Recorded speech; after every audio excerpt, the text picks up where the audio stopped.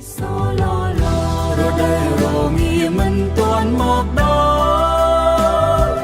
តែបេះដូងបងចាំថ្ងៃការីដើម្បីភាពស្រស់បំព្រងរបស់ប